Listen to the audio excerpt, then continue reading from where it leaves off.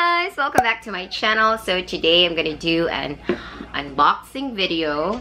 I'm gonna put all the information on the description box, like when I bought it, where I bought it, my experience, and uban pa. If you have any question, just comment down below.